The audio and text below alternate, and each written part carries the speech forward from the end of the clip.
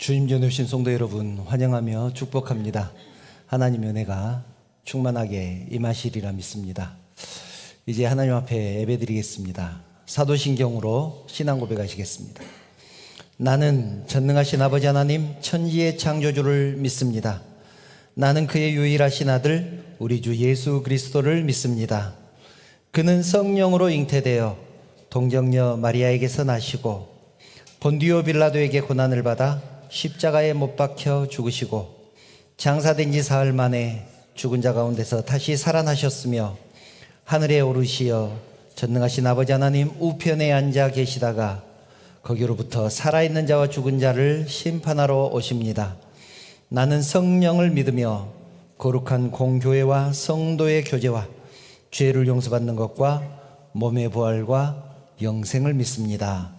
아멘.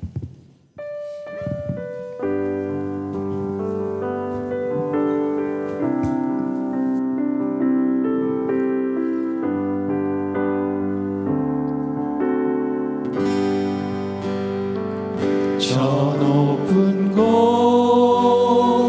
곳을 향하여 날마다 나아갑니다. 내 뜻과 정성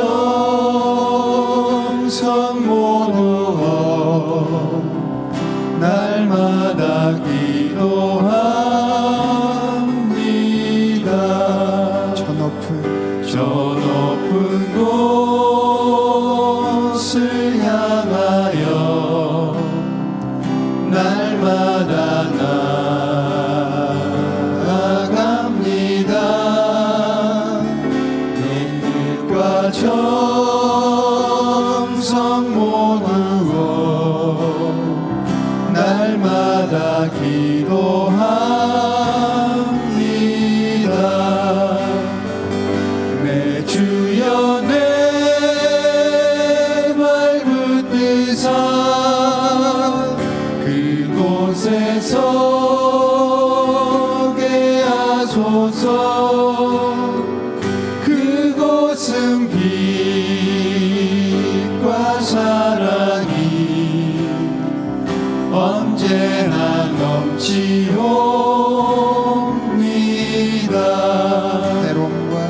괴로움과 죄가 있는 곳 나 비록 영이 살아도 빛나고 높은 저곳을 날마다 바라봅니다.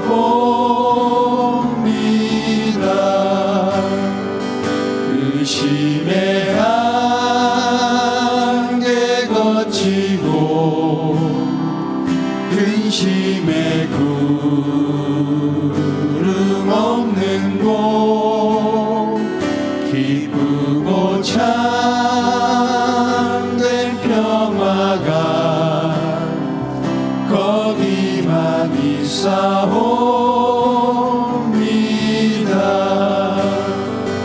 내 주여 내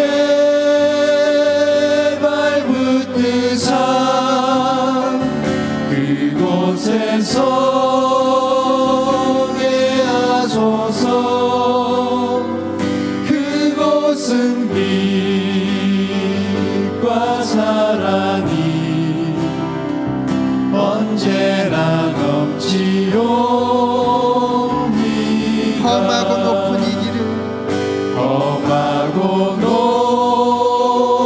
높은 이 길을 싸우며 나아갑니다. 다시금 기도하오니 내 주여 인도하소서. 내 주를 따라 올라가 내 주를 따라 올라가 저 높은 곳에 우뚝 서 영원한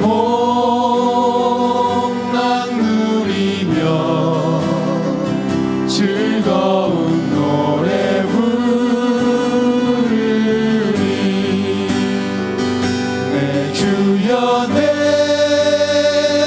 발붙은 산 그곳에 서게 하소서. 그곳은 빛과 사랑이 언제나 넘치옵니다.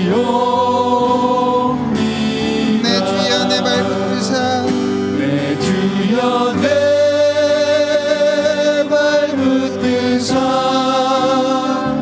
그곳에 서게 하소서. 그곳은 빛과 사랑이 언제나 넘치옵니다. 내가 주인 삼은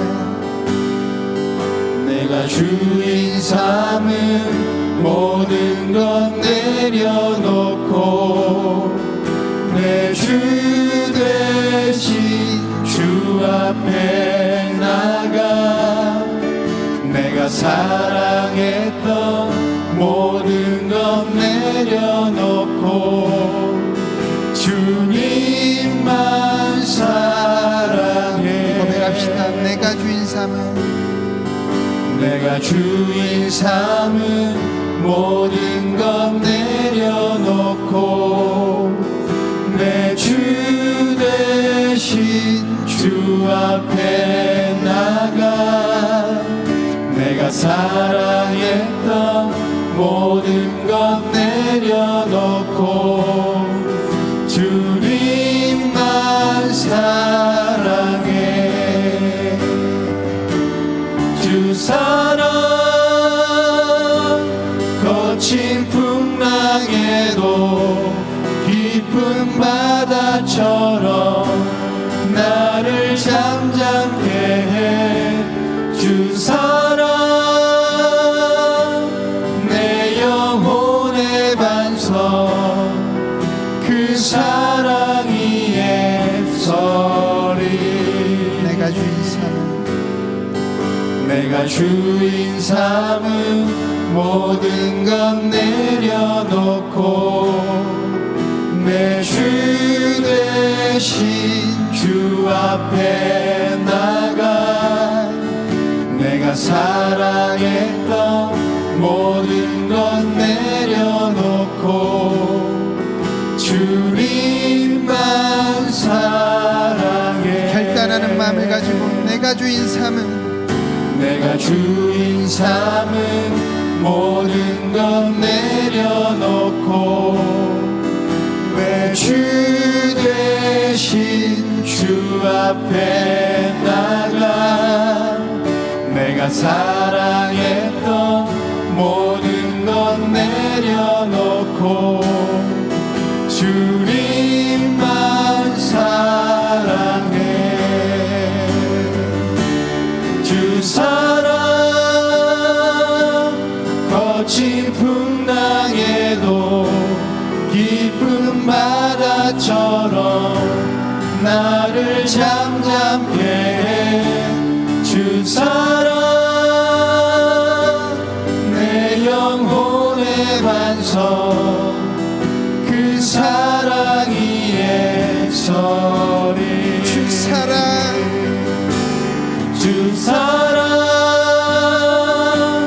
거친 풍랑에도 깊은 바다처럼 나를 잠잠케 해. 주 사랑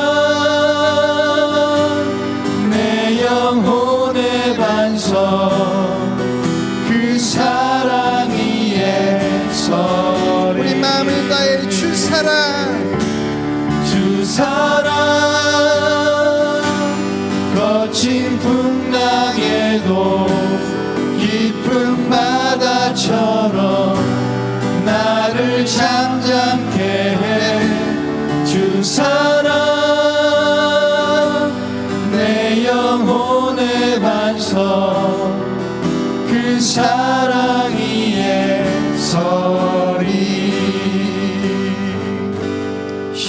십자가를 지 수 있나 주가 물어보실 때 죽기까지 따르오리 성도 대답하였다.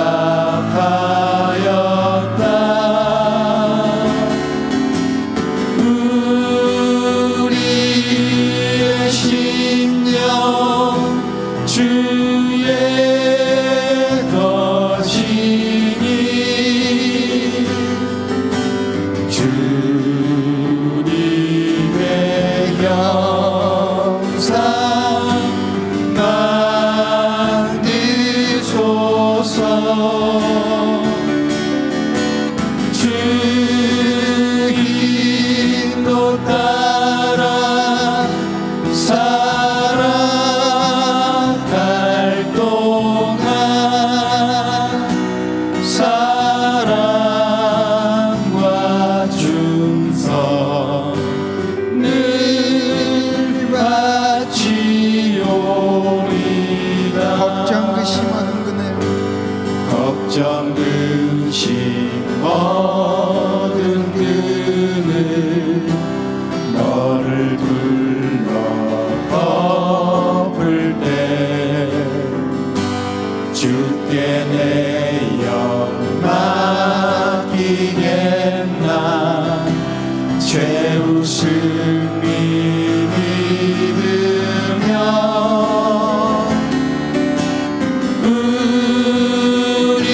우리의 심령 주의 것이니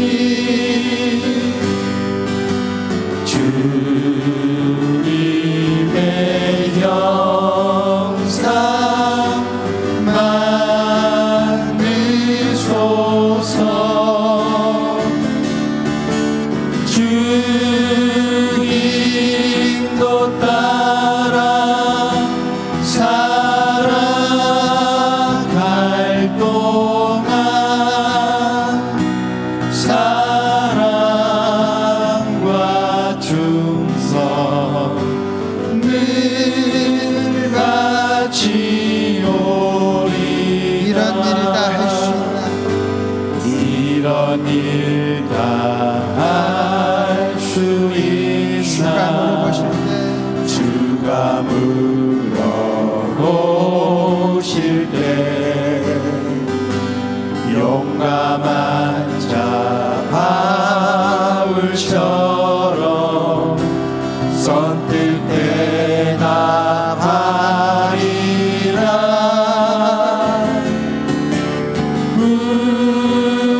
우리의 심령 주의 것이니 주님의 형상 만드소서.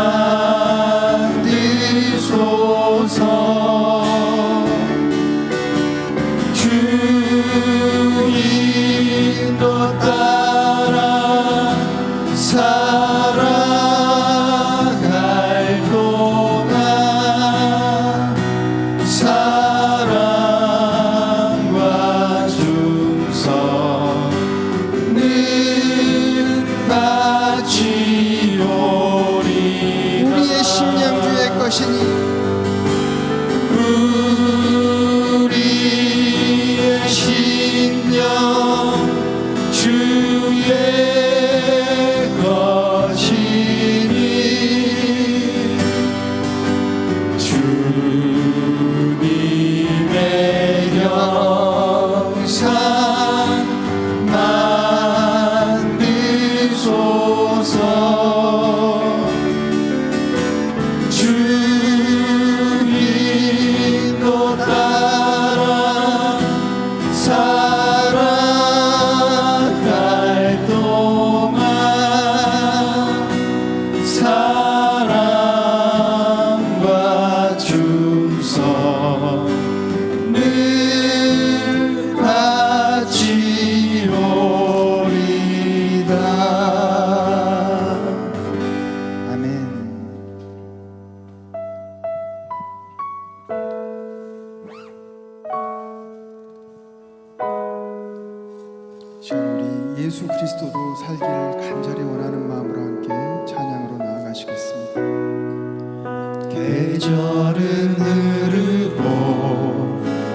꽃은 피고 져도 시들지 않은 생명이 있네. 바랄 수 없었던 죄인인 나에게 생명의 주님 자신을 주셨네. 계절은 흐르고 꽃은 피고 져도 시들지 않은 생명이 있네.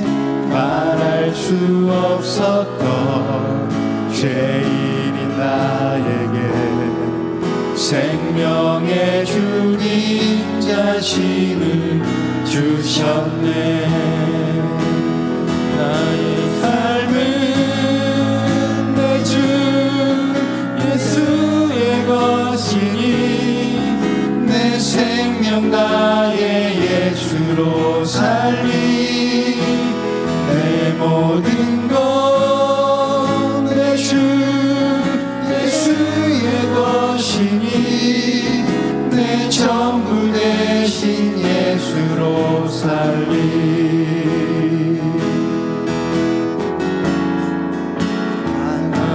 스치듯 삶은 지나가도 꺼지지 않은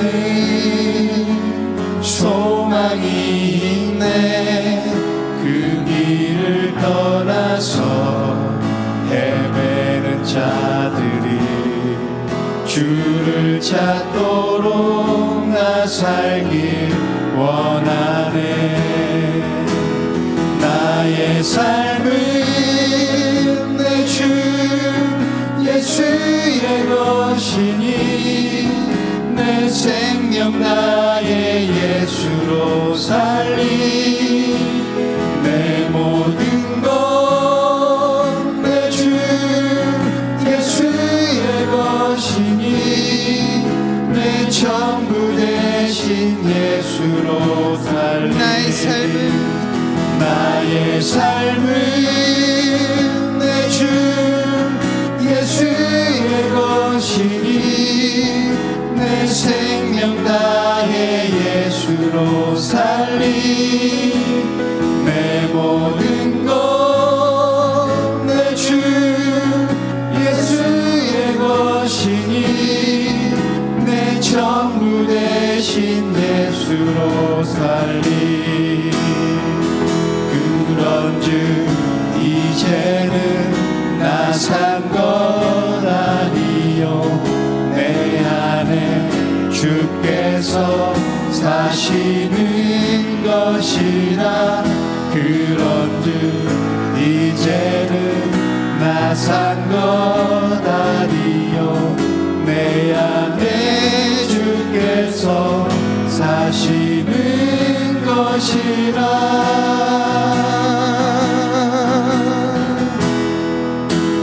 나의 삶은 내 주 예수의 것이니 내 생명 나의 예수로 살리.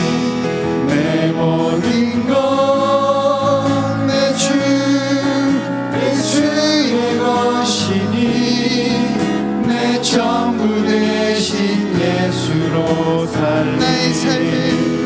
나의 삶은 내 주 예수의 것이니 내 생명 나의 예수로 살리.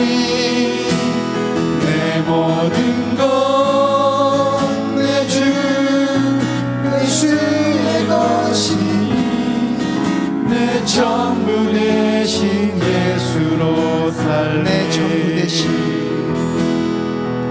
내 전부 되신 예수로 살리.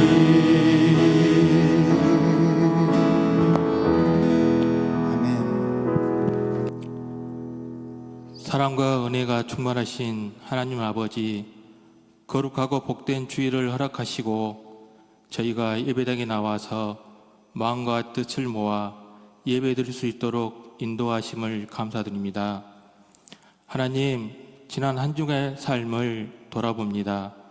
세상과 타협하며 하나님 앞에서 온전히 살지 못했던 순간들을 이 시간 회개하오니 용서하여 주시옵소서.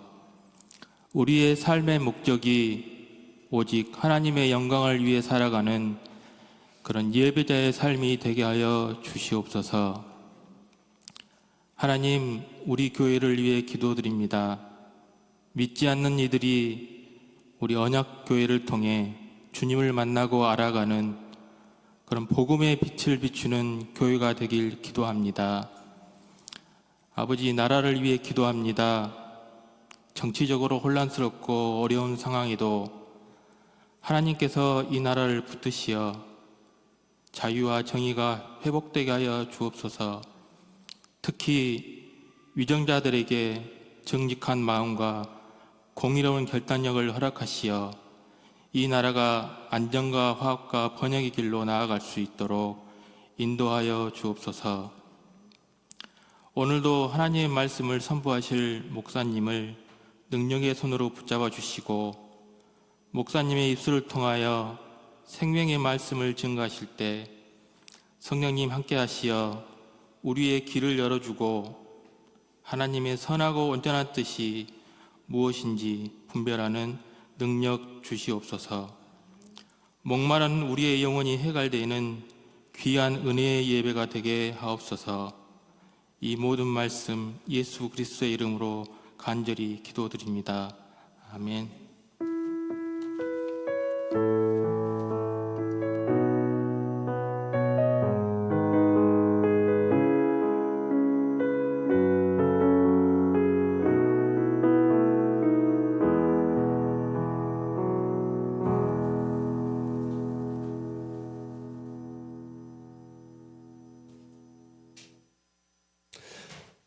하나님 말씀 함께 보겠습니다. 오늘 우리에게 주신 하나님 말씀은 누가복음 13장 6절부터 9절 말씀입니다. 누가복음 13장 6절부터 9절 말씀 제가 봉독하겠습니다. 이에 비유로 말씀하시되 한 사람이 포도원에 무화과 나무를 심은 것이 있더니 와서 그 열매를 구하였으나 얻지 못한지라. 포도원지기에게 이르되 내가 3년을 와서 이 무화과 나무에서 열매를 구하되 얻지 못하니 찍어버리라. 어찌 땅만 버리게 하겠느냐. 대답하여 이르되 주인이여 금년에도 그대로 두소서. 내가 두릅하고 거름을 줄이니 이후에 만일 열매가 열면 좋거니와 그렇지 않으면 찍어버리소서 하였다 하시니라. 아멘.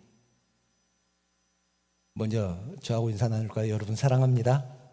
축복합니다. 옆에 분들과도 인사 나누겠습니다. 사랑합니다. 축복합니다. 잘 오셨습니다. 저는 농사 짓는 사람은 아니지만 예전에 시골에서 몇 년 동안 산 경험도 있고 귀촌 교육이라고 하죠. 귀농 교육을 받은 적이 있어서 조금은 압니다. 과실나무에 꽃이 지고 나면 조그만한 열매가 맺히는데 그 열매를 일일이 봉지로 이렇게 싸매줍니다. 좋은 열매가 맺게 하기 위해서 또는 그 맺힌 열매가 상하지 않게 하기 위해서 그렇게 싸주는 것 같습니다.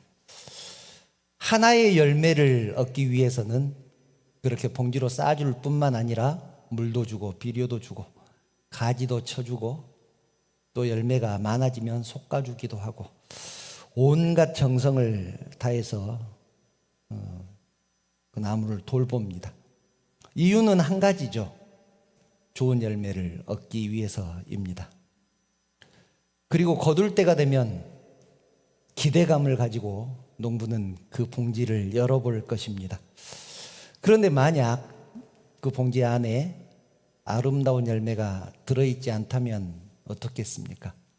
열매가 상해 있거나 모양이 아름답지 않다면 농부의 마음이 어떻겠습니까? 실망하지 않겠습니까? 화도 날 것입니다. 이렇듯 열매는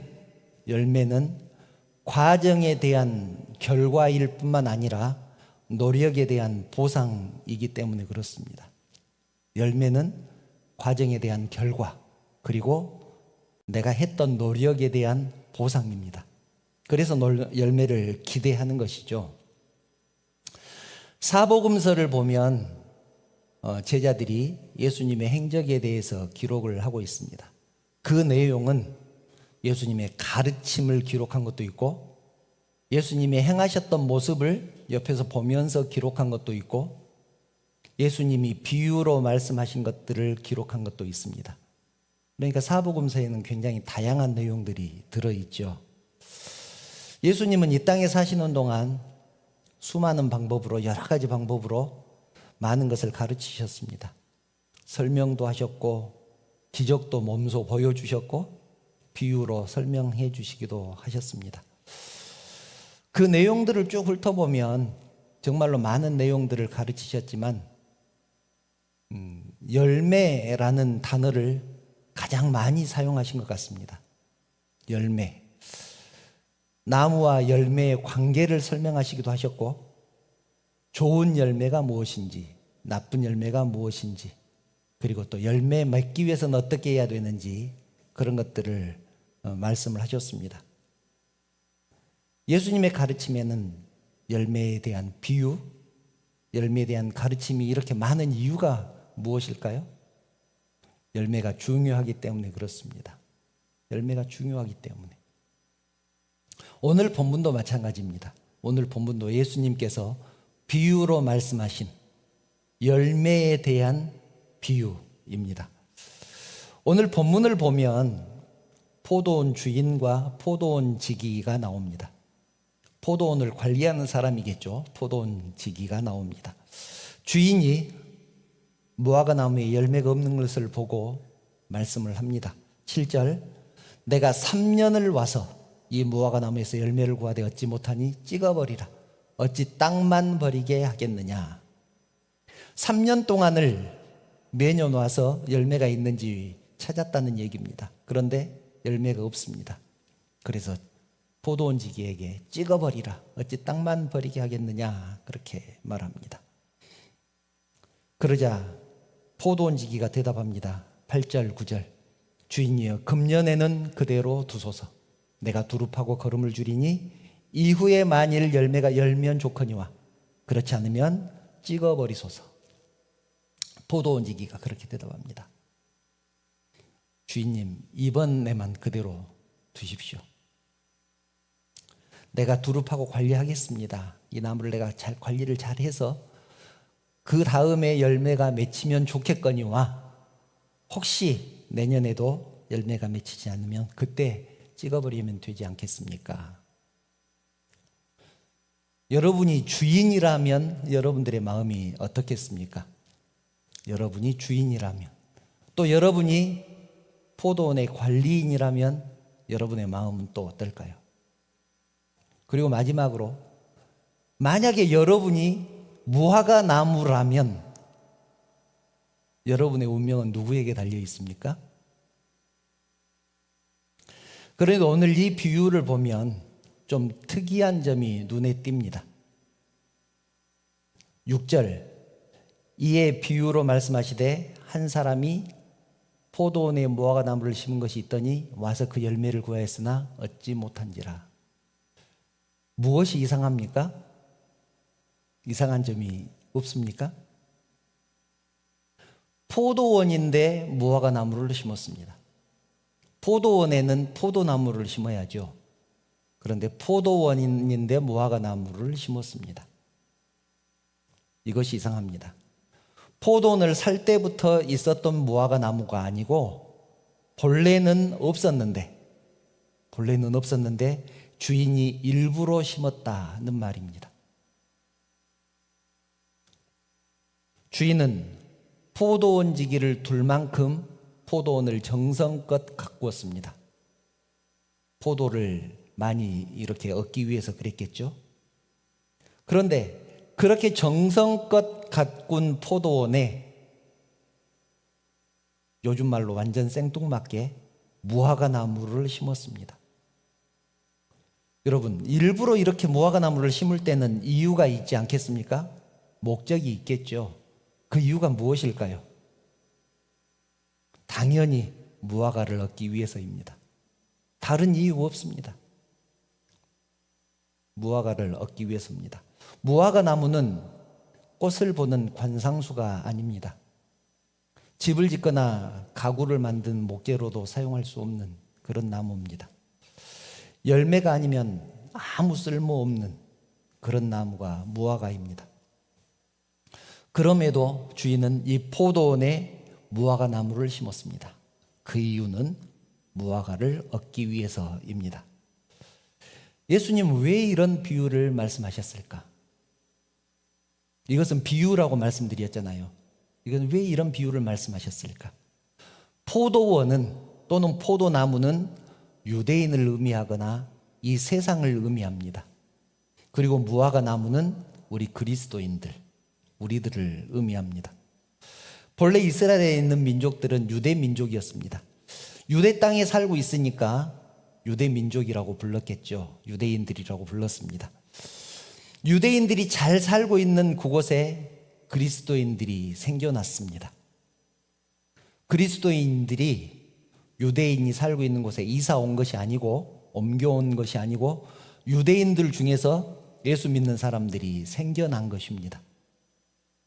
그런데 유대인들은 예수 믿는 사람들, 그리스도인들을 아주 미워했습니다.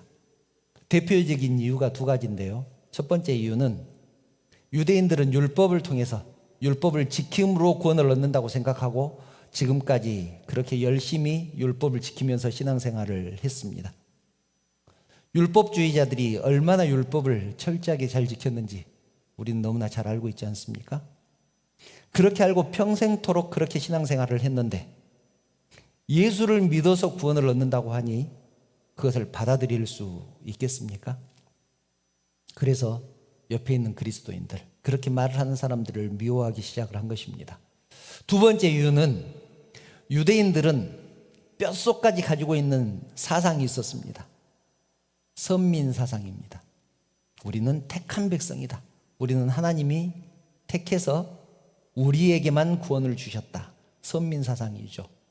자기들만 구원 얻는다고 생각을 했는데 이방인들도 구원 얻는다고 하니 그것을 그 사람들이 받아들일 수 있었겠느냐는 것입니다.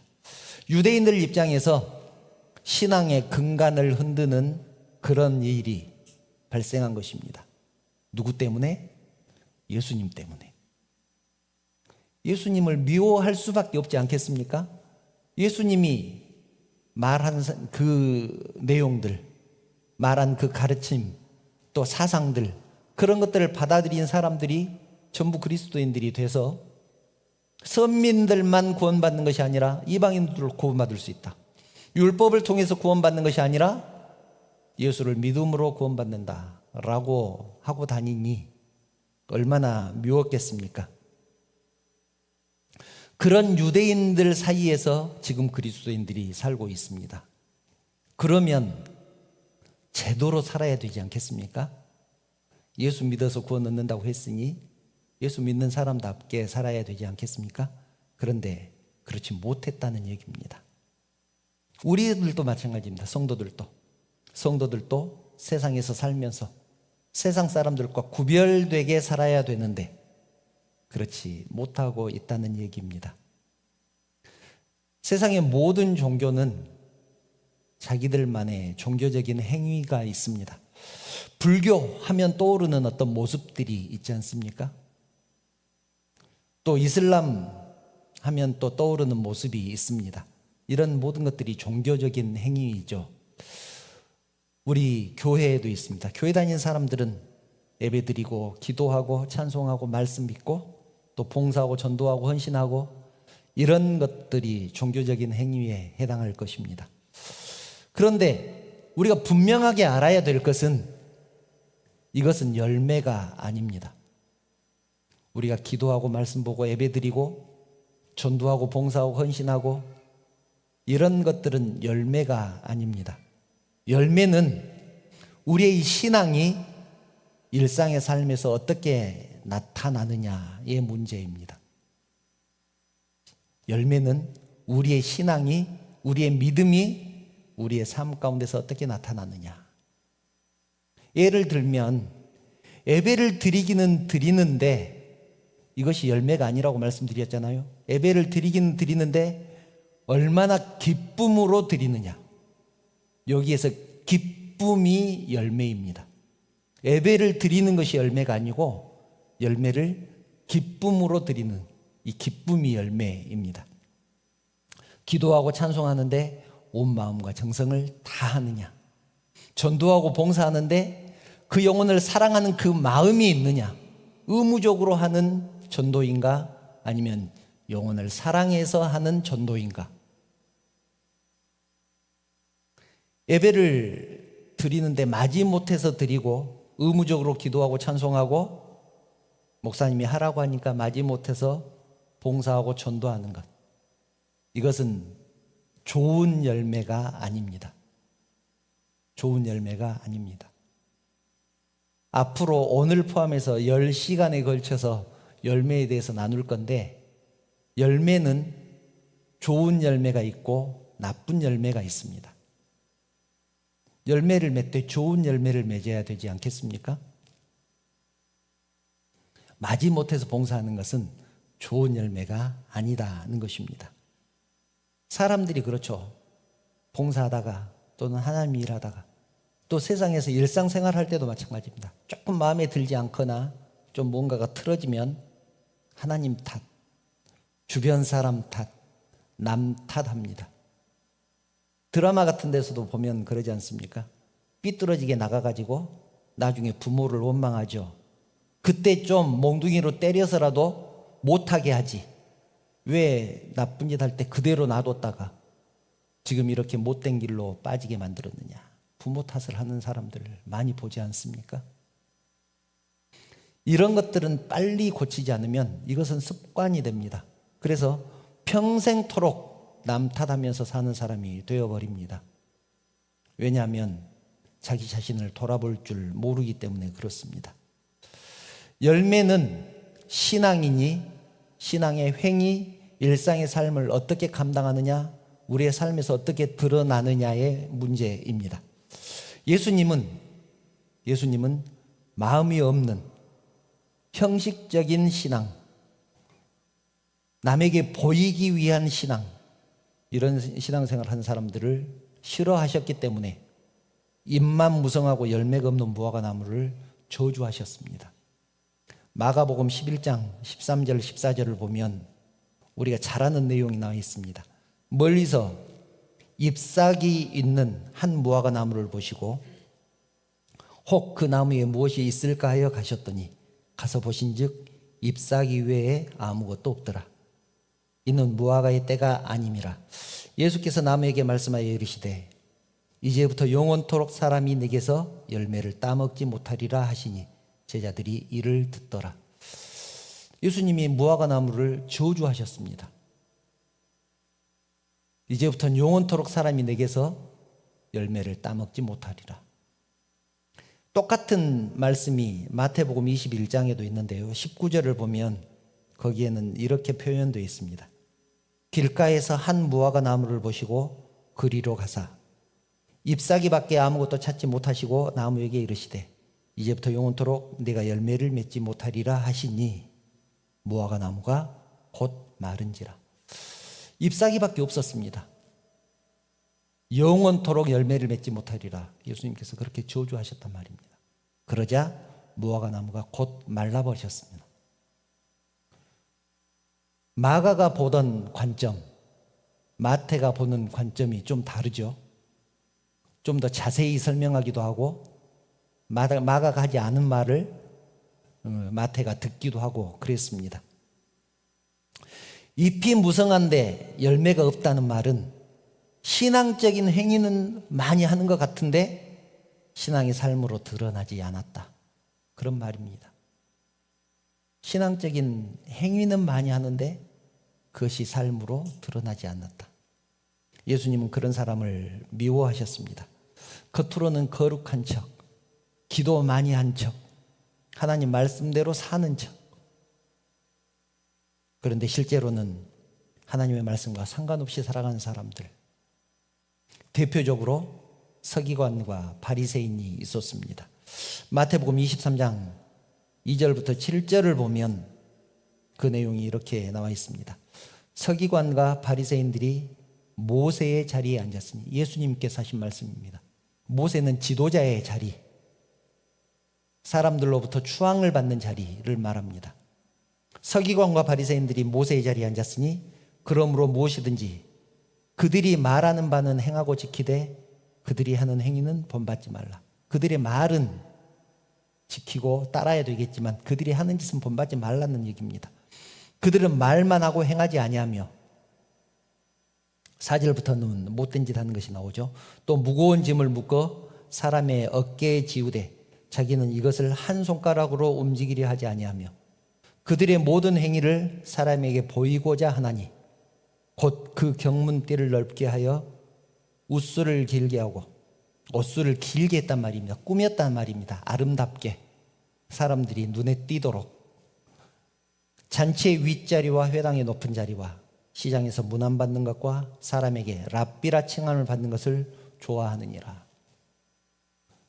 행함이 없는데 거룩한 척 다 하고 다녔다는 얘기입니다. 그러면서 사람들에게 자기는 이런 위치에 있으니 나를 존경해라, 나를 받들어라, 그랬단 말입니다.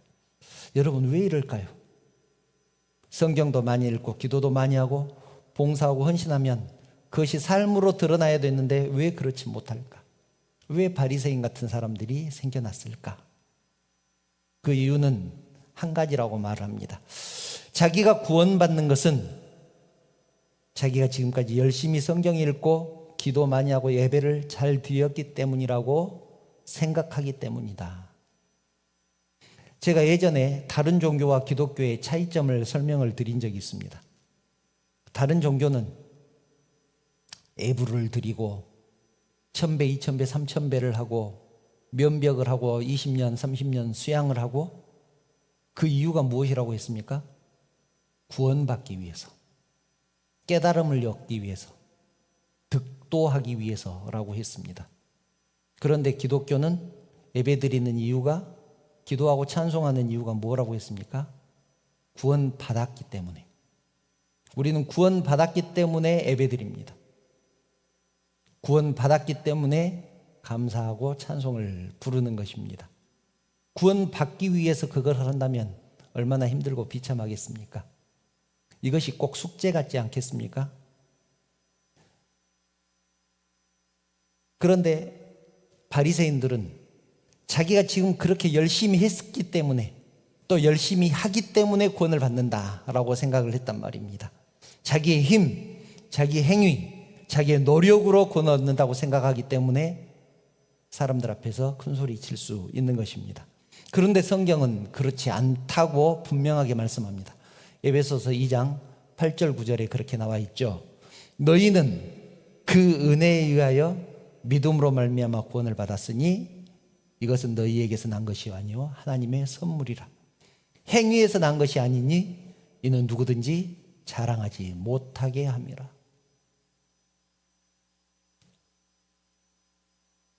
믿음으로 구원을 받았다, 은혜로 구원을 받았다. 너희에게서 난 것이 아니고 하나님의 은혜다. 그래서 누구든지 구원 얻은 것 때문에 자랑하지 못한다라고 분명하게 말씀합니다. 열심히 예배드리고 성경 읽고 기도했기 때문에 구원 얻은 것이 아닙니다. 구원은 하나님의 은혜이고, 구원의 증거는, 열매는 구원받았다는 증거입니다. 그래서 예수님은 열매로 그 사람을 안다, 그렇게 말씀을 합니다. 열매를 보면 그 사람이 어떤 사람인지 안다. 여러분, 열매 없는 신앙, 잎사귀만 무성한 신앙 어떻게 됐는지 아십니까? 마태복음 23장 33절을 보면 그 결말을 이렇게 말씀합니다. 뱀들아, 독사의 새끼들아, 너희가 어떻게 지옥의 판결을 피하겠느냐. 입만 무성하고 열매가 없는 서기관과 바리새인, 열매가 없는 사람들을 뱀이라고, 독사의 새끼라고 그렇게 예수님께서 부르셨습니다. 그리고 그 종말은 지옥의 판결이다. 예수님은 그 사람이 어떤 사람인지 구분하는 기준을 열매로 보셨습니다. 전에도 그 말씀을 드린 적이 있죠. 저는 콩하고 팥을 구분 못합니다. 나무를 보면 구분 못합니다. 팥도 콩 같고 콩도 팥 같습니다. 그런데 열매를 보면 팥하고 콩을 분명하게 구분할 줄 압니다. 성도는 열매를 맺어야 하는데 어떤 열매를 맺어야 할까? 좋은 열매를 맺어야 하지 않겠습니까? 성도다운 열매를 맺어야 되지 않겠습니까? 어떤 열매를 맺어야 되는지를 앞으로 계속해서 얘기를 해 나갈 것입니다. 그런 의미에서 여기에 나온 무화과 나무는 정말로 큰 의미가 있습니다. 처음에 말씀드렸지만 무화과 나무는 열매가 없으면 가치가 없는 나무입니다. 무화과 나무 입장에서 무화과를 여는 것만큼 쉽고 당연한 일이 어디가 있겠습니까? 무화과를 맺는 것만큼 쉬운 일이 어디가 있겠느냐? 무화과 나무는 무화과만 맺으면 됩니다. 무화과 나무에게 포도를 맺으라는 것도 아니고 무화과를 맺으라는데 그것을 못하면 도끼로 찍어버리는 것이 어떻게 보면 당연한 일 아니겠습니까? 그렇지 못하니까 주인이 찍어버리라고 했고, 포도원 지기는 1년만 더 기다려 주십시오. 내가 관리할 테니 1년만 그대 기다려 주십시오. 그 후에도 열매가 없으면 찍어버리는 것이 당연하지 않겠습니까? 라고 말한 것 아니겠습니까? 사실 이 비유는 우리에게 말씀하는 비유, 경고이기도 합니다. 오늘날의 포도나무는 누구이고 무화과 나무는 누구일까요? 예수님이 말씀하실 때 포도원은 유대인이었고 세상이라고 말씀을 드렸습니다. 그리고 무화과 나무는 그리스도인이라고 말씀을 드렸는데 오늘날의 포도나무는 누구고 무화과 나무는 누구일까? 저는 포도나무는 기존의 그리스도인들이고 무화과 나무는 새신자, 초신자일 수도 있고, 또 포도원은 목회자 그리고 교회의 지도자일 수 있고 무화과 나무는 평신도일 수 있다, 그렇게 생각을 합니다. 여러분, 주인이 무화과 나무에 열매가 없어서 찍어버리는 상황이라면, 무화과 나무를 찍어버리는 상황이라면 만약 포도나무에 열매가 없으면 어떻게 될까요? 포도나무는 그대로 둘까요? 달란트 비유에서 주인은 어떤 주인이었습니까? 심는 데서 거두는 주인 아니었습니까? 심는 데서 거두는 주인이 포도나무를 그대로 둘까요? 열매 없는 포도라면 분명히 찍어버리실 것입니다. 여러분, 목회자나 교회 지도자 또는 기존의 그리스도인들이 열매를 맺지 못한다면 어떻게 될까요? 무화과 나무를 찍어버리신 주인이 포도나무라고 그대로 두겠느냐? 포도나무는 포도를 맺고 무화과 나무는 무화과를 맺으면 됩니다. 그런데 우리는 무슨 핑계가 그렇게도 많은지 모릅니다. 무화과 나무는 왜 나를 포도원에 심었냐고, 그래서 기분 나빠서 못 맺겠다고 하고, 포도나무는 포도나무대로 왜 무화과 나무가 포도원에 있느냐고 기분 나빠서 포도 못 맺겠다고, 그렇게 하면 어떻게 되겠습니까? 그 당시에 유대인들이 그랬습니다. 왜 우리가 살고 있는 이 유대 땅에 그리스도인들이 생겨났느냐, 그래서 그들을 미워하면 되겠느냐 하는 것입니다. 우리의 행위가 마치 그들과 같지 않느냐 하는 것이죠. 왜 저 사람은 저렇게 하느냐, 나는 이렇게 하는데. 그럴 필요 없습니다. 나는 내 열매를 맺으면 됩니다. 그 사람은 그 사람의 열매를 맺으면 되는 것입니다. 왜 그 사람에게 나하고 똑같은 열매를 맺으라고 하느냐? 포도나무는 포도를 맺으면 되고 무화과 나무는 무화과를 맺으면 됩니다. 그런저런 핑계로 열매를 맺지 않으면 뱀들아, 독사의 새끼들아, 너희가 어떻게 지옥의 판결을 피하겠느냐.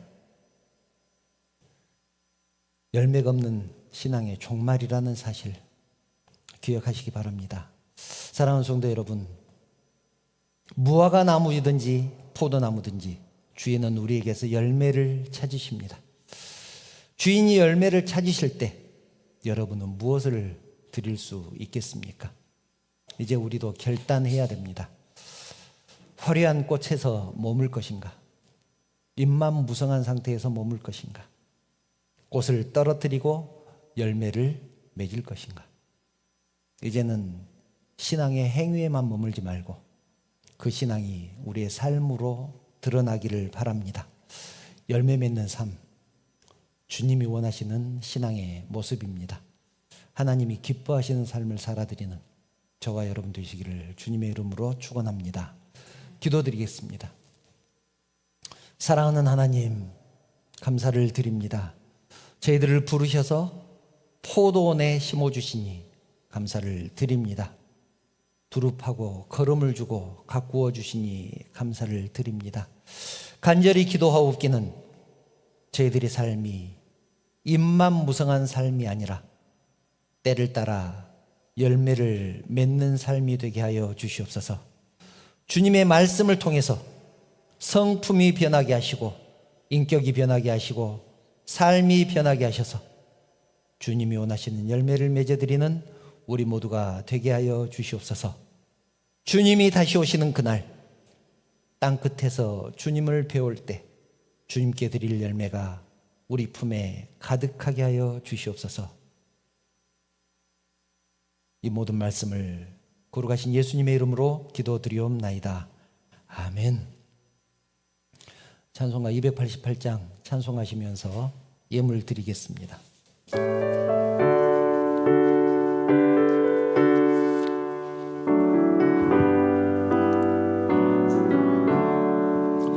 예수를 나의 구주 삼고 성령과 피로써 거듭나니 이 세상에서 내 영혼이 하늘의 영광 누리도다. 이것이 나의 간증이요 이것이 나의 찬송일세. 나 사는 동안 끊임없이 구주를 찬송하리로다. 온전히 주께 맡긴대요. 사랑의 음성을 듣는 중에 천사들 왕래하는 것과 하늘의 영광 보리로다. 이것이 나의 간증이요 이것이 나의 찬송일세. 나 사는 동안 끊임없이 구주를 찬송하리로다. 주 안에 기쁨 누림으로 마음의 풍랑이 잔잔하니 세상과 나는 간 곳 없고 구속한 주만 보이도다. 이것이 나의 간증이요 이것이 나의 찬송일세. 나 사는 동안 끊임없이 구주를 찬송하리로다. 기도드리겠습니다. 사랑하는 하나님, 은혜를 감사합니다. 지난 일주일 동안도 저희들의 삶을 지켜주시고 인도하여 주셨다가 거룩한 주일을 저희들을 불러주셔서 하나님 전에 예배하게 계신 진심으로 감사를 드립니다. 저희들의 예배를 통하여 하나님만 영광 받아주시고 저희들은 은혜의 시간이 되게 하여 주시옵소서. 하나님, 저희들에게 귀한 말씀을 주시니 감사합니다. 세상에 나가서 일주일 동안 이 말씀 붙들고 승리하게 하시고 세상 가운데서 살아갈 때 열매를 맺는, 우리의 삶을 통해서 열매를 맺는 우리 모두가 되게 하여 주시옵소서. 하나님, 주님 전에 나오고 싶은 마음 간절하지만 여러 가지 형편과 사정 때문에 나오지 못한 성도들이 있습니다. 하나님, 그들의 심령을 붙들어 주시고 그들을 먼저 위로하여 주시고 다음에는 함께 예배할 수 있는 환경과 여건을 허락하여 주시옵소서. 하나님, 사랑하는 성도들이 주님 전에 나올 때 빈손 들고 나오지 않고 하나님 것을 구별해서 하나님 앞에 드립니다. 나에게 베풀어 주신 이 모든 것들, 내가 누리고 있는 이 모든 것들 하나님께서 허락하셨다는 것을 고백하면서 11조를 드립니다. 지난 일주일 동안 지켜주신 은혜에 감사해서 감사한금을 드린 심령도 있고 또 감사한 조건들이 너무나 많지만 이렇게밖에 표현 못한 것을 죄송해하며 하나님 앞에 감사한금을 드리는 심령도 있습니다. 또 이웃과 함께 나누기를 원하는 마음으로 구제헌금을 드린 심령도 있고 하나님의 나라가 확장되기를 바라는 심령으로 선교헌금을 드린 심령도 있습니다. 하나님, 그들이 드린 이 물질 하나님께서 받으시고 하나님께서 원하시는 곳에 사용하여 주시고 또 사용하는 곳마다 주님의 영광만 드러날 수 있도록 하나님께서 친히 간섭하여 주시옵소서.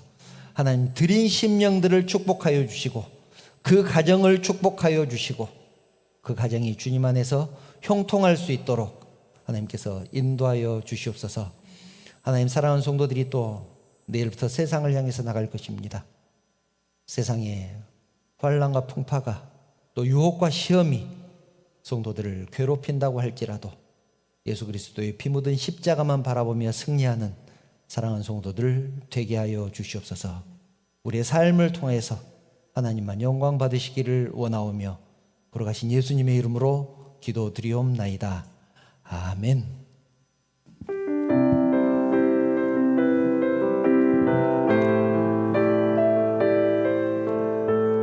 옆에 있는 성도들을 생각하면서 축복하는 마음으로 여호와는 너에게 복을 주시기를 원하며 너를 지키시기를 원하시며 여호와는 그 얼굴을 너를 향하여 드사 은혜와 평강 주시기 원하노라. 가족을 생각하면서 여호와는 너에게 복을 주시기를 원하며 너를 지키시기를 원하시며 여호와는 그 얼굴을 너를 향하여 드사 은혜와 평강 주시기 원하노라. 너를 보배롭고 존귀하게 여기시는 하나님이 내 삶 속에서 이 약속을 신실하게 이루시리. 땅에 기름진 것으로 하늘에 신령한 것으로 너를 복주시고 지키실 하나님이 너의 영혼 잘 되도록 은혜 베푸시며 평강으로 인도하시리. 평강으로 인도하시리. 우리 주님 예수 그리스도의 은혜와 하나님의 그 크신 사랑하심과 감동하시고 감화하시고 위로하시고 충만하신 성령의 교통하심이 주의 말씀을 따라 열매 맺는 삶을 살기를 소망하는 사랑하는 성도들 머리 위에 그 가정과 자녀들 위에 사업과 직장 위에, 우리 언약교회 위에, 그리고 이 나라, 이 민족 위에 지금부터 영원토록 함께 있을지어다. 아멘.